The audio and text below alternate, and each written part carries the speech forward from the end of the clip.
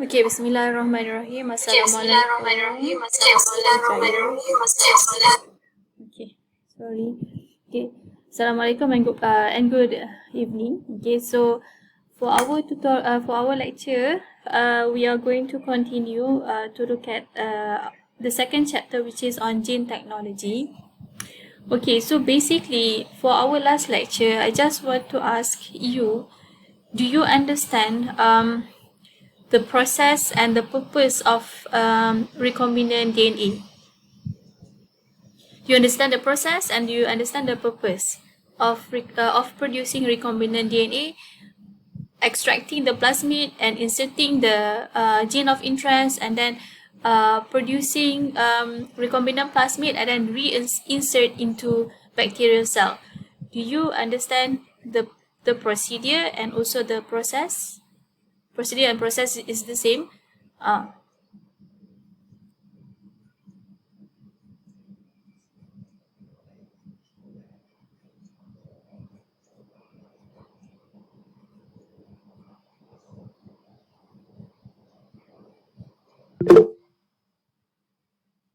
Yeah, Mira.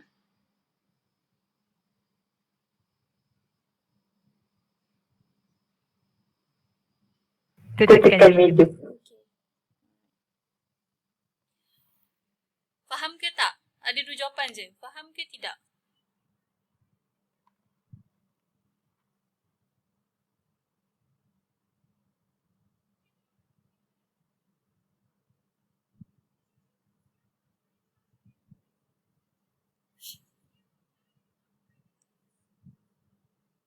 Dia tak boleh senyap dan no answer. Do you understand?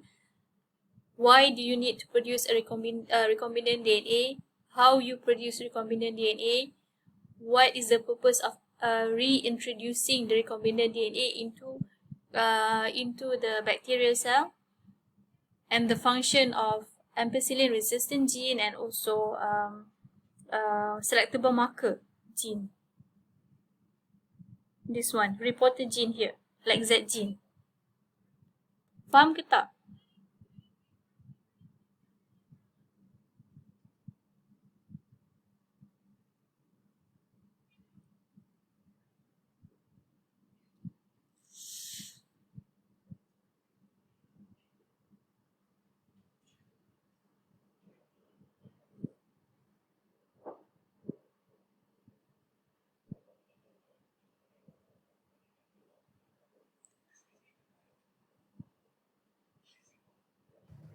Madam. Faham? Okay. So if you all understand, okay, the method and the procedure, then I assume you know all the process involved. Okay. Okay, so it says here example of gene cloning, which is involved in the production of insulin. Okay, so here you have the human cell. Okay, so the human cell in the nucleus, it contains all your DNA materials that will store all your genetic information. Okay, so for the purpose of producing insulin, okay, so you want the gene in the human DNA that code for the production of insulin. Dalam DNA awak ada banyak gene. Awak nak gene yang untuk menghasilkan insulin sahaja. Okay, so what do? You extract the DNA from the human cell, and then you mix the DNA that you have isolated with restriction enzyme. Okay, so the restriction enzyme will cut the DNA into many fragments. Okay, whenever the restriction enzyme finds the restriction site. So for example, if you are using EcoR1, so whenever the restriction enzyme find the sequence GAATTC, the enzyme will cut the human DNA into fragments. Okay, and not all these fragments will contain the gene of interest. Okay, so but never mind, you have cut the DNA into fragments. Only one of the fragment will contain the gene of interest. Okay, so another organism that you require is is the organism that acts as a host. Okay, as a host and the source of plasmid. Okay, host and the source of plasmid. So you get the bacteria, for example, E. coli, and then in the E. coli, it has the circular DNA. We call it as plasmid. Okay, so first, the second step after you have isolated the human DNA, you cleave with restriction enzyme. You cut, cleave is cut. Okay, and then you isolated the plasmid from the bacteria, and then you put the plasmid into a test tube mixing with the same restriction enzyme. Okay, so the restriction enzyme will cut the plasmid whenever the plasmid at the site that has the sequence GATTC, for example. Okay, so you cut the plasmid open. Okay, cut the plasmid open, and then now you have the plasmid that has opened up, and then you insert the human DNA that may contain the gene of interest, and then because you have cut using the same enzyme, so both the foreign DNA, the human DNA, the gene that code for insulin, for example, it has the same complementary ends with the end that is produced in the cut plasmid, because you have cut using the same restriction enzyme. So you have to cut the human DNA and also the plasmid using the same restriction enzyme so that you produce complementary ends. Okay, complementary ends. So the end that produced may be of sticky ends or a blunt end. Okay, so you have to identify which enzyme produces which type of ends. But the two sources of DNA must produce complementary ends. Okay, so then you can insert the foreign DNA into the bacterial plasmid. Okay, so after you have inserted the foreign DNA, in this case the human DNA, the gene for insulin. So the gene for insulin, for example, is then will be ligated into the plasmid using the enzyme DNA ligase. Okay, DNA ligase will seal the human gene and the plasmid. Okay, so after the plasmid, okay, takes up the foreign DNA, it produces recombinant plasmid, and then in the same test tube, you mix again with E. coli that is without plasmid. Okay, E. coli without the plasmid, you insert into the test tube. So the E. coli now can take up the recombinant plasmid. Okay, E. coli can now take up the recombinant plasmid, and the plasmid will undergo a process. We call it as transformation. Okay, so if E. coli takes up the recombinant plasmid, the process is transformation. The bacterial cell is transformed. Okay, so this is the bacterial cell, the host cell. Okay, the host cell that has taken up the recombinant plasmid, and then the bacteria will allow to reproduce. Okay, to replicate. Okay, to replicate. Once the bacteria replicate into many cells, the gene of interest will also be cloned. Okay, clone to make many copies. What is cloning? To make many copies. In this case, to make many copies of the gene of interest, which is the gene for insulin. Okay, so it says here, insulin hormones are synthesized from human genes, does not trigger allergic reaction. Large amount of insulin can be produced in a short time. So that is the advantage of doing, okay, gene cloning, so that when you insert the gene that produces insulin into bacterial cell, as the bacterial cell grows or produce many clones, okay, so it also produces many gene of interest, and at the same time the bacteria is also capable of producing insulin.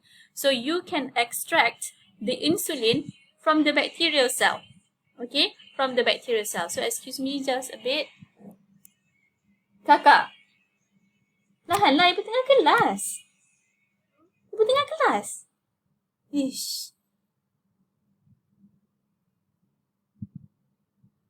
Okay, so the bacteria can also replicate very fast. Okay, very fast. So you are able to produce insulin in a short time. Okay, just to make sure that you understand. So in the insulin, okay, it has two significant segment, which is here is the ampicillin, for example, ampicillin resistant gene. Okay, so ampicillin resistant gene, what is the purpose of this ampicillin resistant gene? To make sure you have the bacteria that has taken up the plasmid. Okay, so bila awak masukkan bacteria without the plasmid into test tube with plasmid, ada bacteria yang tak take up the plasmid. Okay, bacteria yang tak take up plasmid, bila awak grow dia dalam medium yang ada ampicillin, bacteria tu tak boleh nak survive. Okay, so ada bacteria yang tak ambil plasmid, dia kosong je kan. So dia kosong, dia ada dia punya nucleoid and without plasmid. So when you grow in a medium that contain antibiotic ampicillin, this bacteria will die.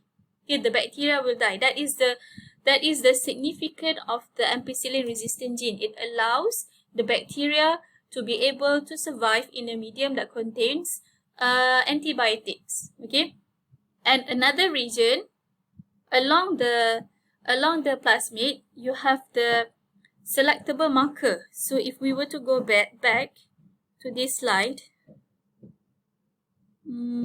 this reporter gene, one of it is like Z gene. Okay,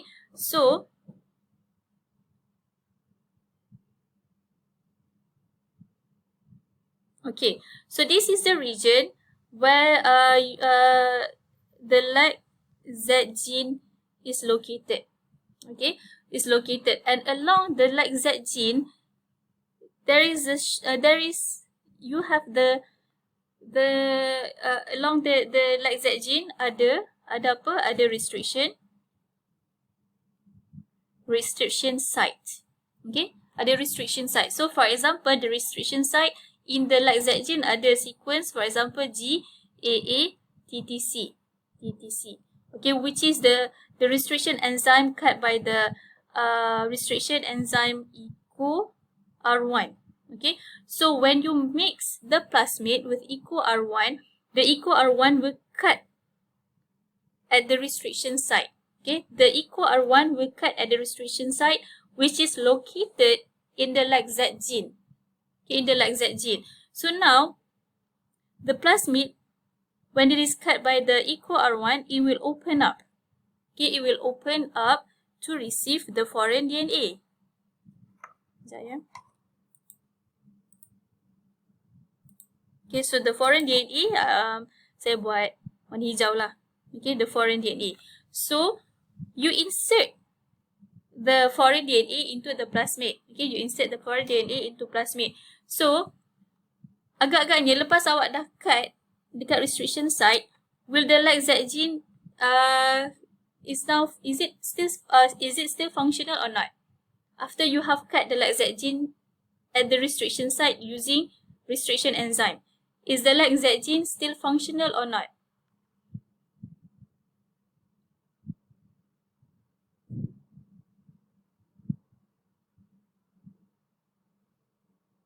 No. It is not still. It will not function anymore. Okay, so dia tak boleh nak berfungsi.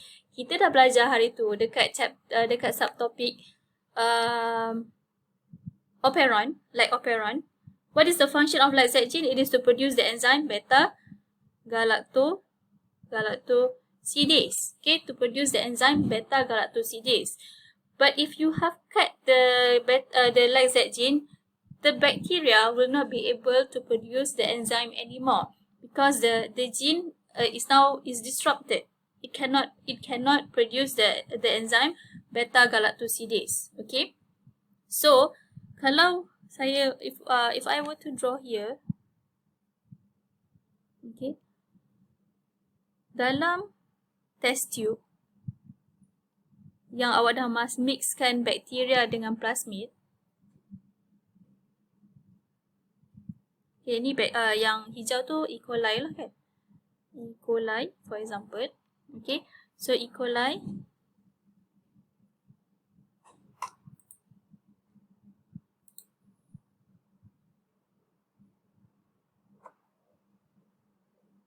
so dia ada nucleoid region dia. So we are not focusing on the nucleoid region, but just to make sure you understand that the bacteria contains its own DNA. Okay.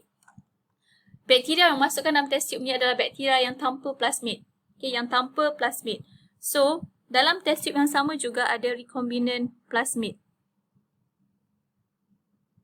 Okay, recombinant plasmid with the inserted gene of interest yang biru ni. Yang biru ni is the gene of interest. So, ini adalah recombinant plasmid.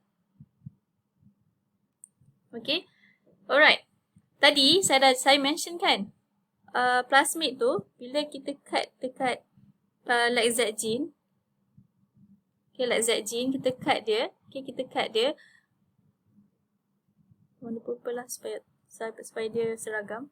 Okay, plasmid tu bila awak cut dekat like Z gene dia terbuka, dan bila awak mixkan dia dengan foreign DNA, plasmid tu dia boleh take up the foreign DNA dan dia boleh juga tak take up. So, bila dia tak take up, dia akan bercantum balik semula. So, this is known as non-recombinant plasmid. Okay, so ada dalam ni juga non-recombinant plasmid. Okay, so ada plasmid yang bercantum dengan foreign DNA to form a recombinant plasmid. Ada juga yang bercantum balik semula to form non-recombinant plasmid. And this bacteria, okay, this bacteria can ada 3 possibility. Awak tengok apa yang akan berlaku adalah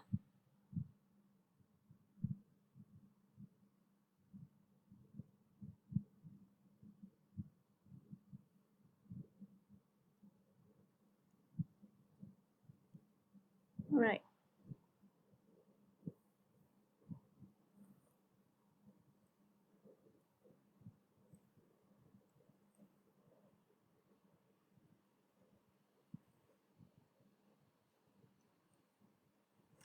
Okay. So, yang pertama, bakteria yang take up recombinant plasmid. Okay, one possibility, bacteria that take up recombinant plasmid. Second possibility adalah bacteria yang take up non-recombinant plasmid. Okay, non-recombinant plasmid. Yang ketiga adalah yang ni, bakteria yang tak take up apa-apa. Okay, dia tak ambil recombinant plasmid, dia tak ambil pun non-recombinant plasmid. Okay, so di sinilah yang pentingnya kita ada marker tu tadi. Okay, untuk screening. Okay, untuk screening. Okay, so bakteria ni you will grow in a medium that contains ampicillin, antibiotic. Okay, ampicillin, antibiotic. Okay, so ini let's say lah kita ada petri dish lah, kan? So petri dish. So the petri dish you have a medium that contains ampicillin. Okay. So kalau ada berapa jenis bakteria?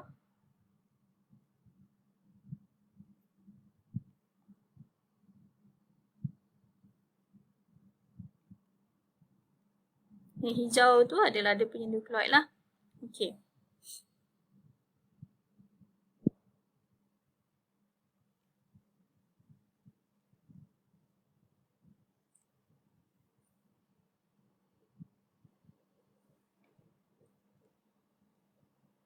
Alright. Okay. So, for the bacteria that take up the plasmid, the bacteria will survive. Okay. So, it means that this bacteria will not be able to survive in a medium that contains ampicillin because the bacteria did not take any plasmid. Tak kisahlah dia non-recombinant plasmid ke recombinant plasmid. Okay, so itu yang pentingnya ampicillin resistant gene. Kat sini lah saya buat kat sini. Kan kat area sini. Okay. That by having the plasmid, the bacteria will able to survive. Okay, the bacteria can survive in a medium that contains ampicillin. Okay, so gene yang kedua tadi adalah yang lac Z gene.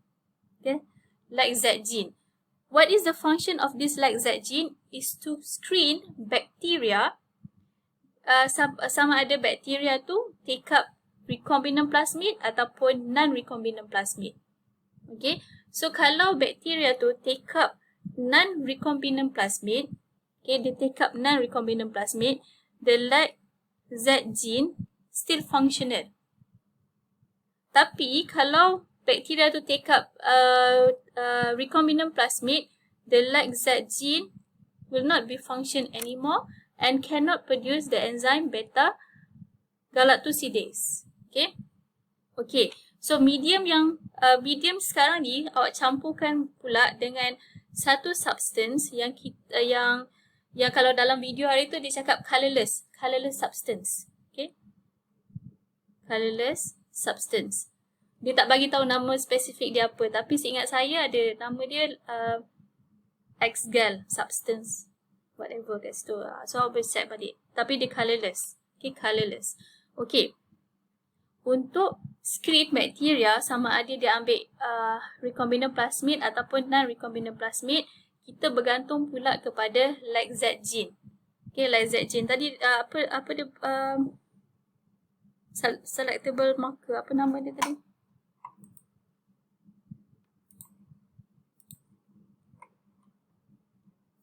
Ni, reporter gene. Okay, encode for product that can be easily scored or quantified, detect, screen of transform products. Okay, untuk kita screenkan dia. So dia bacteria tu sama ada akan jadi dua jenis koloni, koloni yang berwarna biru dan juga koloni yang berwarna putih. Okay, koloni biru dengan putih. Okay, so kalau bakteria tu dia ambil non-recombinant plasmid, dia boleh menghasilkan beta galactosidase. The enzyme will hydrolyze the colorless substance, turning the colorless substance into blue. Itu untuk bakteria yang ambil non-recombinant plasmid. Okay, untuk bakteria yang ambil non-recombinant plasmid yang ni. Ini kan contohnya kan. So sebab dia punya lac Z gene dia tak terusik, dia punya plasmid bercantum balik.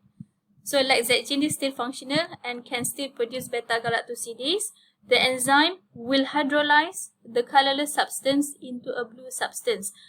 So for this bacteria, they will become the blue colonies. Okay, untuk bakteria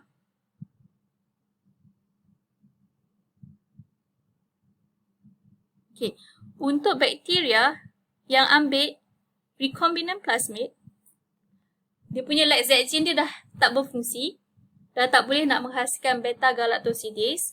So this group of bacteria will become which colony? Blue or white?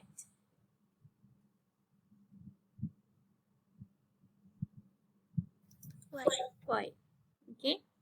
So ini yang kita namakan dia screening. Kita saring dia. Kita saring bakteria tu. Okay, first kita saringkan bakteria tu. Bakteria ni ambil plasmid ke tak? Kalau tak ambil, dia mati dalam ampicillin. Okay. Second, kita screen pula bakteria sama ada dia ambil non-recombinant ke recombinant. Kalau dia ambil non-recombinant plasmid, dia akan jadi koloni yang berwarna biru. Okay. Kalau dia ambil recombinant plasmid, dia akan jadi koloni yang berwarna putih. Okay. So sekarang ni, after you have produced two colonies of bacteria, the blue colony and the white colony, which colony do you choose to proceed to the next step? Blue or white? white. Okay, so you choose the white colonies because the white colonies has the recombinant plasmid. Okay, it has the recombinant plasmid. You choose the white colonies. Okay, so colony ni awak choose, and then you grow into another medium to allow the bacteria to be able to reproduce. Okay, when to produce clones of bacteria that capable of producing the gene of interest and also the product for the gene of interest. In this case, for example, because the gene is code for the hormone insulin, so the bacteria can now be able to produce insulin as well.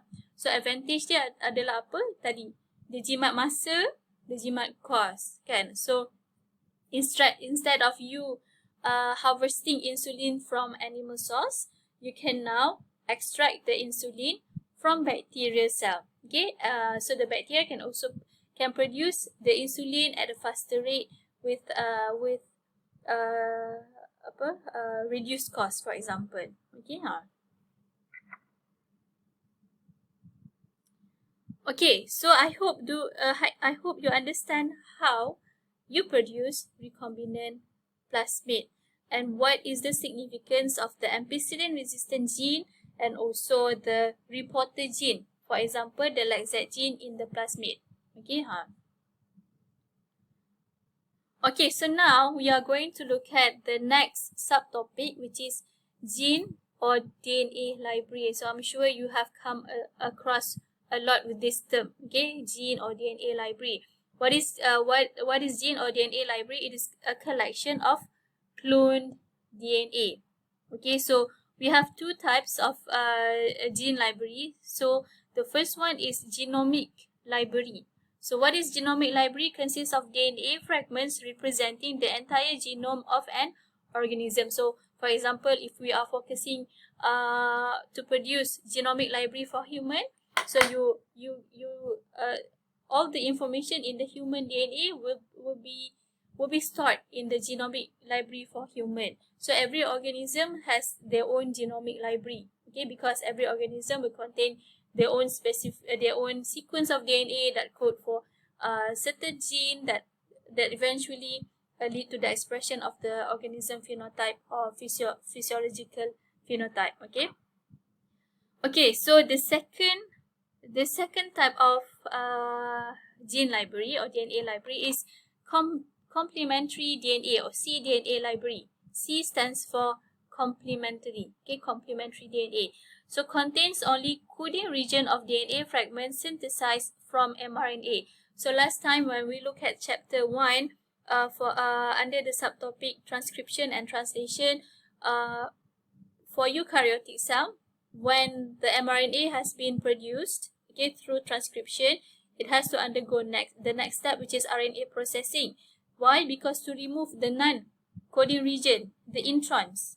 Okay, the introns. So this intron will interrupt the process of protein synthesis later. Okay, so you only want the continuous region of the coding sequence. Okay, so in order to for cDNA library, you have the method is to synthesize the cDNA using mRNA as template. Okay, mRNA as template because you use mature mRNA, because the mature mRNA contains continuous coding region. It contains continuous coding region or without the intron, without the non-coding region. So for cDNA library, so it has genes that can straight away, it has gene which is cDNA, and this DNA contains only coding sequence only. Okay, it only contains coding sequence. For genomic library, because it is very large, you fragmentize the DNA into fragments that contains their respective genes. Okay, so this genomic library will contain intron, exon, semua tu. Okay, so for genomic library, you cannot straight away produce the segment of the DNA that contains the the continuous region, okay, that code for the synthesis of protein. Kenapa nak produce continuous sequence? From this cDNA, you can insert into plasmid.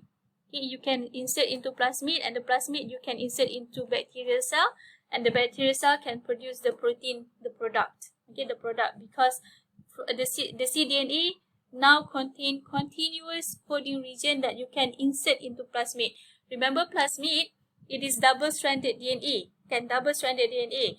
You cannot insert mRNA sebab mRNA adalah single strand, dia tak match. Okay, tak boleh match. Plasmid double-stranded, you cannot insert mRNA. So you need to produce DNA, which is complementary DNA, which is produced using mRNA. So cDNA is much more applicable, okay, in producing recombinant plasmid. Kalau genomic library ni, dia ada all the information, intron, exon, semua, okay, macam tu. So all the DNA sequence, okay, in the genomic library. So the purpose of producing DNA library is to store, okay, to store all the genetic information of every organism, okay, and the information is used for DNA sequencing, to know the DNA sequence of certain gene, and how the gene code for the production of specific protein. So the protein can be enzyme, can be hormone, can be other product of protein which the cell requires, okay, and can also be used for gene cloning. So for gene cloning, it is much more beneficial, okay, ataupun lagi applicable, lagi practical to use cDNA library, as for gene cloning it involves inserting foreign DNA into plasmid, okay, okay,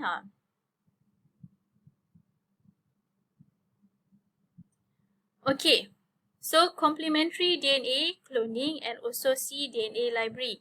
So DNA molecule made in vitro, this is the definition for cDNA, okay, which is DNA molecule made in vitro, which is made in test tube in the lab, okay, using mRNA as template for the first strand, okay. Okay, so cDNA, complementary DNA clones have no introns. They have no non-coding region, okay, because you are using the mature mRNA that has undergo RNA processing earlier. Okay, so maksudnya kalau kita nak cDNA for the gene of insulin, okay, the gene that code for insulin, you have to extract directly mRNA from pancreatic cell. Okay, so because the pancreas is the organ that is involved in the production of insulin. So maksudnya gene dekat pancreas tu sahaja yang akan diaktifkan untuk menghasilkan mRNA yang akan menghasilkan insulin. You cannot go to the gene that code for insulin in the chick cell, because the gene will not be activated and there is no mRNA produced to produce insulin in your chick cell. So you have to go straight away to the source of the product, which is awak nak sel yang menghasilkan insulin, awak pergi dekat pancreas. So the pancreas will produce the mRNA for insulin. Okay, so you have to extract out the mRNA into a test tube to synthesize the cDNA. Okay, So sama jugalah untuk other genes, kan? So you pergi dekat sel yang menghasilkan protein tersebut. Sebab apa? Sel tu yang akan diaktifkan untuk menghasilkan mRNA. Okay? Okay, so coding sequence might be interrupted by numerous introns. So our DNA is really big because it contains introns as well. Okay, introns. Nanti awak belajar genetik dengan lebih detail ke masa degree, you will know the function of introns. Walaupun dia adalah non-coding region, dia signifikan juga. Okay. Okay, So this problem can be overcome by constructing clones of DNA copies of mature mRNA from which introns have been removed. You need to use mature mRNA because in the mature mRNA there will be no introns because it has been removed through RNA processing in the nucleus. Okay, in the nucleus, okay, in the nucleus of the cell that you extracted. Okay, so this mature mRNA that you extracted from pancreas, for example, pancreatic cell, you insert into a test tube. Okay, so this is the mature mRNA that you extracted from pancreatic cell. So in the same test tube, you insert an enzyme, we call it as reverse transcriptase. Okay, reverse transcriptase is used to synthesize the single strand of cDNA using mRNA as template. So in this same test tube, you insert the enzyme reverse transcriptase. Okay, the function of reverse transcriptase is to make the complementary strand using mRNA as template.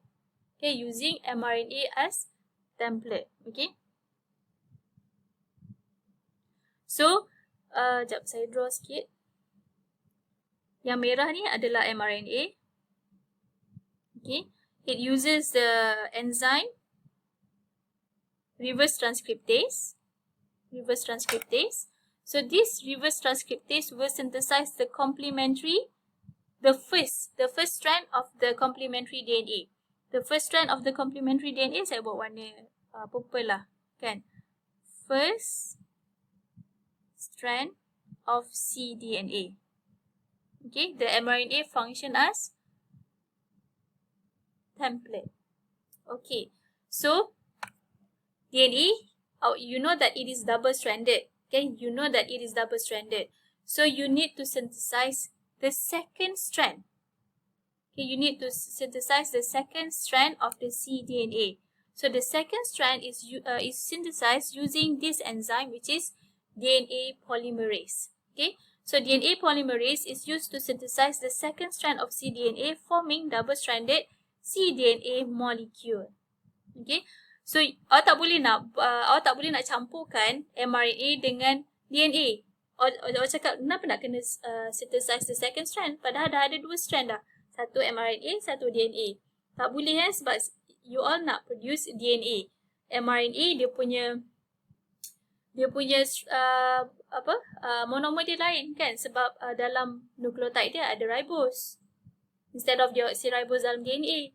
Lepas tu kalau dalam RNA ada apa? Ada urasil. Kalau tak nak urasil kan, mesti ada instead of urasil mesti ada thymine. Okay, so in the synthesis of cDNA, this mRNA will be only used as template.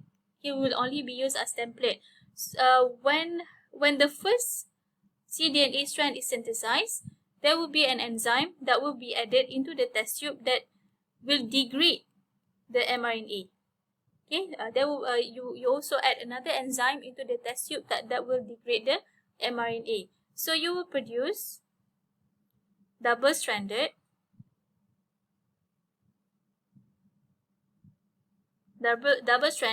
cDNA molecule. So this double-stranded cDNA molecule will only contain gene, okay, that only has exon. It only has continuous coding region. Okay, so when you have this double-stranded cDNA, you can insert into a plasmid to form recombinant DNA. Okay, so by inserting cDNA, by introducing cDNA into plasmid, and plasmid you introduce into bacterial cell, the bacterial cell can produce the product that is coded by the cDNA. Okay, so it says here cDNA clones can be expressed in bacterial cell because the lack of introns and other non-coding segment of sequence. So these cDNA clones will only have, okay, continuous coding region. that you can insert into plasmid to form recombinant plasmid that you can introduce into a host cell to replicate, okay, to do gene cloning, okay, to produce product by the bacterial cell. Okay, so this is the method, okay. So formation of cDNA clones via reverse transcriptase polymerase chain reaction.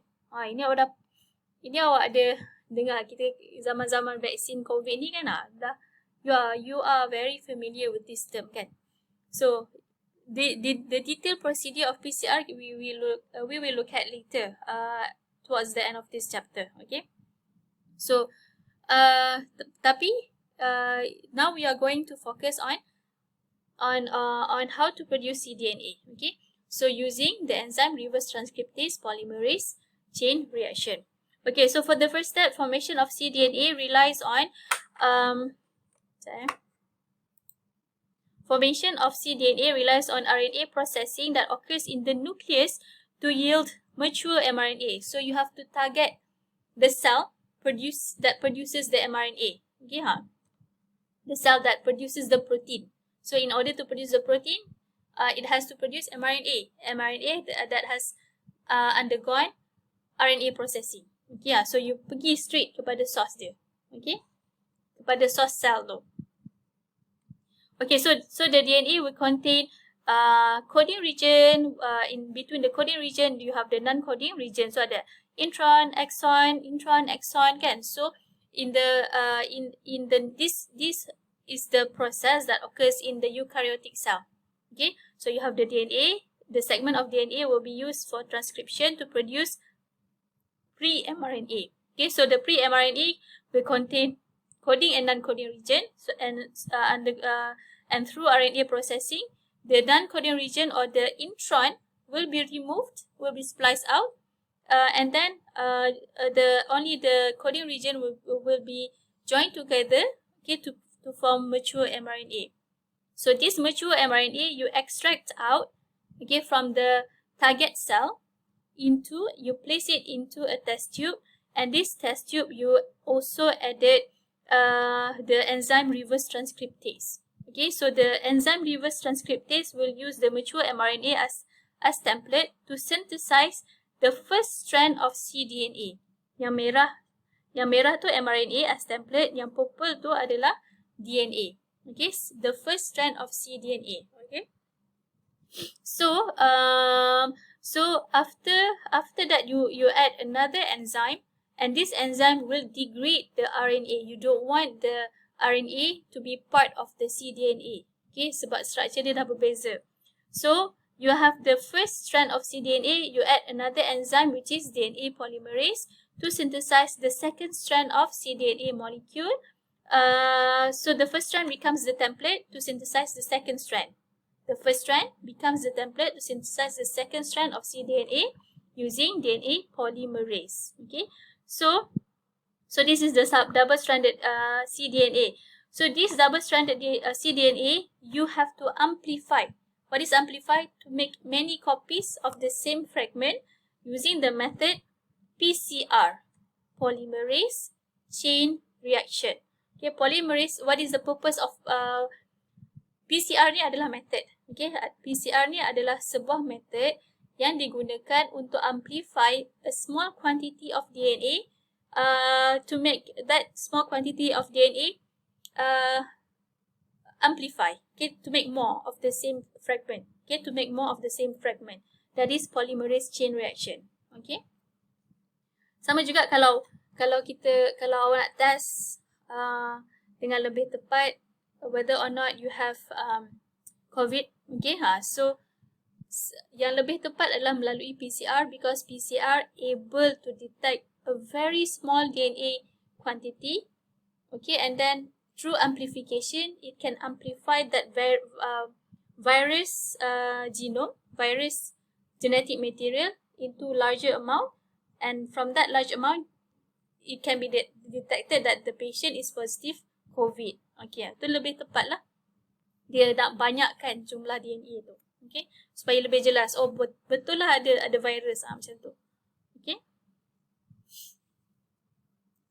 Okay, so now we are going to look at the application of recombinant DNA technology. The application, Okay, so recombinant DNA technology helps to examine fundamental questions about cells as well as a new approach, new approaches to applied problems. So recombinant DNA will be used in many fields, in many areas, which is such as, for example, criminal investigation, in the environment, in medicine. Tadi last kali cepat betul. Okay. And also in the formation of transgenic organism. Okay, transgenic organism, GMO. Kan ramai orang akan elak makan sayur kan, macam potato or corn that is of GMO kan. So tapi GMO ni adalah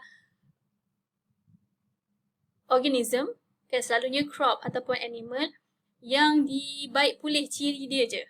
Kan baik pulih, macam maksudnya transgenic organism to make the crop produce more product kan. So corn tu lebih banyak dia punya isi dia ataupun lebih resistant terhadap certain disease. Transgenic organism is produced to make the organism has better feature. Okay. Okay. So we are going to look at the application one by one. Okay, so in the field of medicine, okay, so, the first application is for the identification of genetic mutation associated with genetic disease such as Huntington disease, hemophilia, and sickle cell anemia. Okay, macam bila kita dah ada gene bank kan, gene bank, genomic library untuk human, for example, kita dah tahu dah sequence gene yang akan menghasilkan sel darah merah yang bentuk sickle shape. Dia dah ada dia punya sequence. So macam maksudnya, maybe when a couple wants to get married, dia boleh screen sama ada dia both are carriers for the sickle cell ke tak. Kan? So bila kedua-dua adalah carrier, dia dua-dua normal. Tapi dia tak tahu dia carry gene yang menyebabkan penyakit pada anak dia nanti. So dia bolehlah buat screening ni. So bolehlah decide lepas tu nak kahwin ke tak, macam tu. Okay. Okay. So itu salah satu application dia. Okay, so and then the second is for gene therapy, introduction of gene into an afflicted individual for therapeutic purposes. For example, the use of modified viral vectors to treat hemophilia B patient. Hemophilia B patient ni, masalah dia, penyakit dia adalah darah dia susah nak clot. So maksudnya kalau luka, dia tak boleh nak buat, dia tak ada satu sejenis protein yang terlibat dalam blood clotting. Okay, so protein ni, gene tu diinsertkan ke dalam virus. Gene yang menghasilkan protein for blood clotting insert dalam virus. Virus tu specifically akan dimasuk ataupun targetkan kepada hati, if I'm not mistaken. Okay, hati. So now the liver is capable of producing the protein for that patient. Okay, so the protein is produced by the bacteria that is being introduced into the patient liver. So the patient liver can now produce the protein that helps in blood clotting. Macam tu. Okay, that is gene therapy lah. So other example, production of insulin for diabetic patient, macam kita tengok tadi kan, you take gene that code for insulin into bacteria, so the bacteria is capable of producing insulin, then you can harvest insulin to treat diabetic patient, for example. Okay, and then you do the same, for example, to genetically modified human growth hormone to overcome growth deficiency. So you can also cause bacteria to produce growth hormone. Okay, and then treat growth deficiency, for example, for a patient that has growth deficiencies. And the last one, produce vaccine for influenza A, hepatitis, and polio. Okay, so vaccine yang macam kita tengok sekarang ni kan, the vaccine that contains mRNA, kan, mRNA. So when you introduced mRNA, kan, mRNA itu, when the vaccines contain the mRNA, so and then injected, ini saya pergi kefahaman lah, injected into the patient body. So the mRNA, bila dah masuk ke dalam badan orang tu, the mRNA can produce antibody against that virus. Okay, itu contoh dia lah kan. mRNA introduced into the body, and the body is now capable of producing protein that can fight the virus. Macam tu. Okay. Okay, the second application is for DNA fingerprinting. So analysis of DNA fragment extracted from individuals. Okay, so for analyzing evidence found at crime scene. Okay, and then identifying mass disaster victims, studying endangered species, clarifying disputed parentage, and then lastly identifying human cancer. Okay, so, dia automatic pula. Okay, so the first one, analyzing evidence found at crime scene. So ada murder, ada blood stain from maybe blood stain daripada penjenayah tu, dia bergelut, dia luka. Okay, dia luka. Okay, so polis ambil darah tu yang daripada suspek. Okay, daripada suspek. So dia ambil darah yang ada DNA, dia buat analisis dekat lab, and then dia dah tangkap 3 orang suspek. So dia akan buat DNA fingerprinting. Macam dia bukan fingerprint ya, dia maksudnya corak DNA yang terhasil. Okay, corak DNA yang terhasil. So if corak DNA yang terhasil tu daripada 3 suspek tu tadi, salah seorang dia sama dengan crime scene. So suspek tu dia adalah penjenayah sebenar lah, macam tu, fingerprinting. Corak DNA yang terhasil. Okay. So kalau identifying mass disaster victim, macam contohnya satu kebakaran kan, ada beberapa orang. Awak tak tahu ini mayat siapa, ini mayat siapa, ini mayat siapa. Awak ambil cebisan mayat tu, you analyze the DNA to produce fingerprint to identify siapa mayat siapa. Dengan awak compare maybe dengan family member punya DNA. Okay, studying endangered species, maybe macam ada species baru kan yang endangered, you can analyze the DNA fingerprinting untuk classify dia adalah species baru yang endangered ke tak ke. So that is studying endangered species, and then classifying disputed parentage. Seorang mak diklaim itu bapa dia, tapi bapa tu dia tak mengaku itu anak dia. So buatlah DNA fingerprinting kan. So ambil DNA anak, ambil DNA bapa, sama tak dia punya corak DNA dia? Kalau sama, itulah bapa dia kan, macam tu. Okay, so identifying human cancer cell line, so to detect also cancer, okay, in human.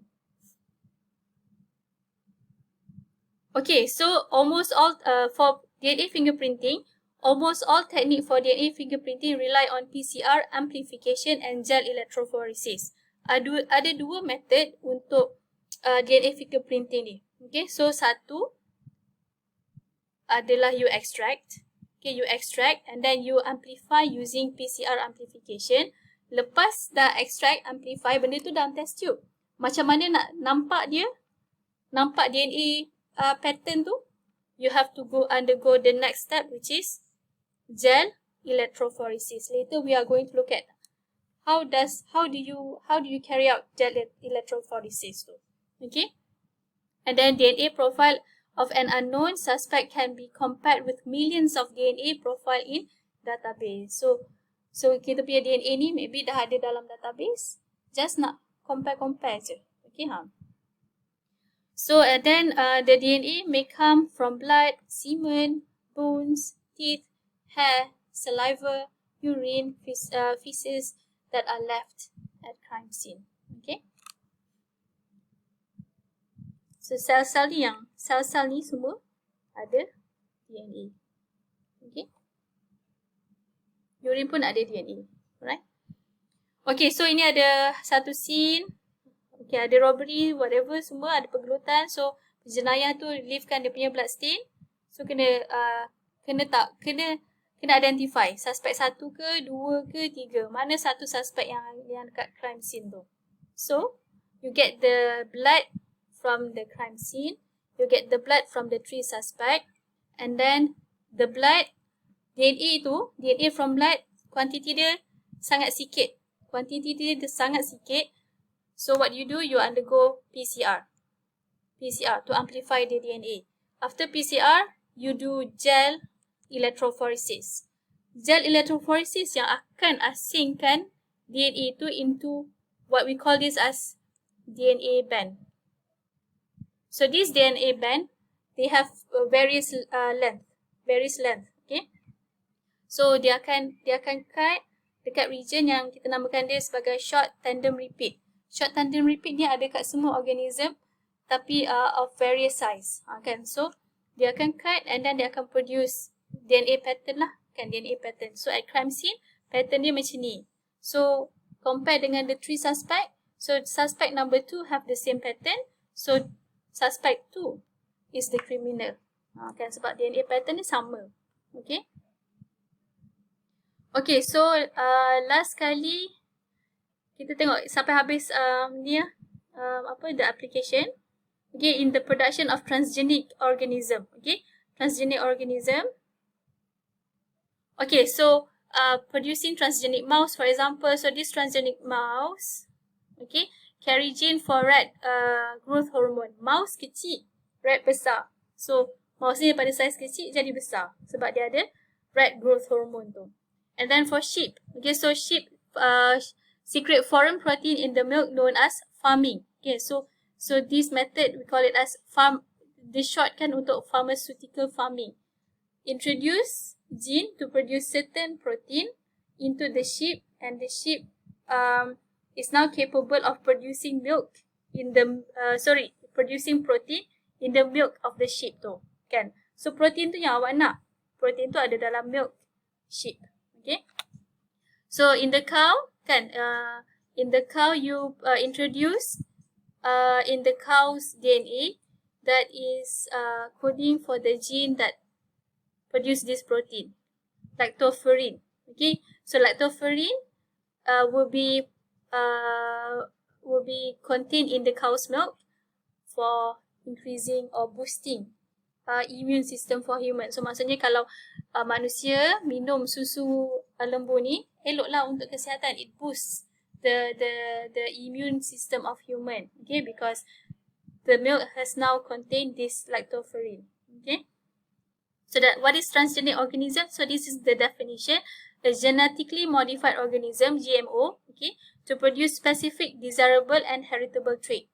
You introduce the gene for the specific protein introduced into the organism. The organism is now capable of producing the trait that you want.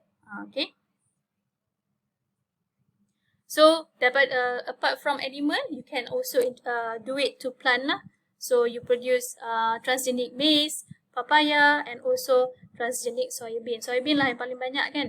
So untuk banyakkan produk soybean tu, so dia akan hasilkan soybean yang resistant to herbicide. Pokok soybean ni dia halus-halus macam rumput-rumput kat tepi. So when you racunkan dia, ada tendensi untuk pokok soya tu mati juga. So you produce transgenic soybean that is resistant to herbicide. You produce papaya that is resistant to virus infection. You produce corn that is resistant to drought, kan? So that is transgenic organism. So for environment, okay, so you produce transgenic microorganisms such as Pseudomonas, bacteria to break down hydrocarbon in oil spillage in the ocean. Kan? So oil spillage in the ocean, macam mana nak bersihkan? Dengan salah satu cara dia adalah you introduce transgenic microorganism that can break down the hydrocarbon in the oil spillage at the ocean. Okay. So second, benefit of producing transgenic microorganism is that the transgenic microorganism can extract heavy metal in environments such as copper into copper sulfate and lead sulfate. Okay, so in area that is contaminated with heavy metals, you can introduce transgenic microorganism that can extract out the heavy metal, okay, from the polluted area. Okay.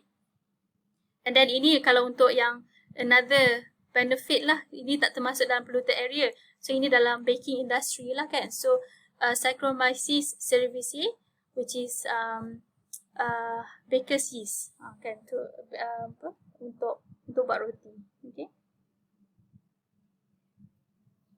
Okay, so for gel electrophoresis, kita akan masuk